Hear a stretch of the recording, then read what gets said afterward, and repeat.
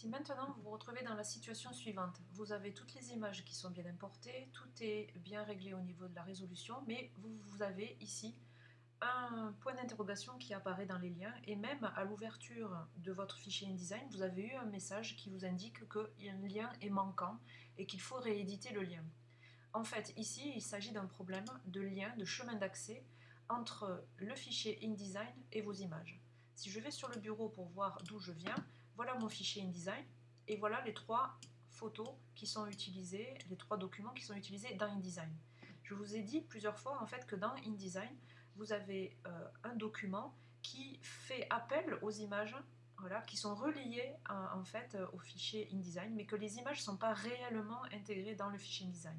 Il faut imaginer ici qu'il y a un lien, ce qu'on appelle un chemin d'accès, qui va entre le fichier InDesign et l'image elle-même. Ici, dans la palette lien, je vois que piano-final.tif est manquante. J'ai un point d'interrogation.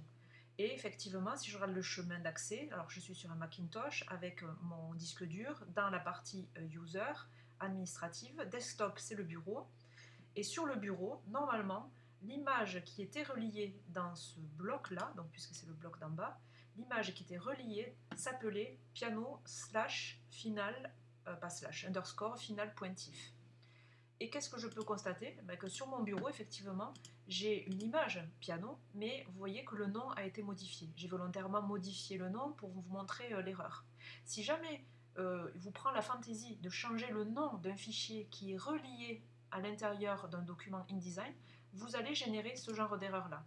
Alors, cette erreur-là, à l'écran, elle n'a pas l'air catastrophique parce que, a priori, vous voyez que l'image est encore là, mais on voit déjà qu'elle est beaucoup plus floue que les autres. Les images nettes sont souvent bien importées. Celles qui sont floues posent un problème. En plus, je ne peux pas aller la modifier. Vous voyez, je ne peux plus aller chercher le logiciel qui me permettrait de modifier mon image, puisque, étant donné que le InDesign ne sait plus du tout où se trouve cette image-là, je ne peux pas aller la modifier dans Photoshop.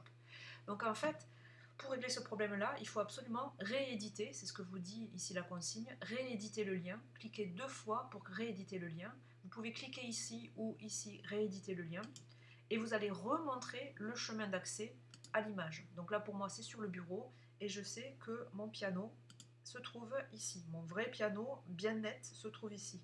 Je demande à rééditer le lien, et vous voyez que le point d'interrogation a disparu, et que mon lien est de nouveau en place. L'image est beaucoup plus nette, et à ce moment-là, seulement si vraiment tous les fichiers sont vraiment en bon état, on peut partir sur l'assemblage et le PDF.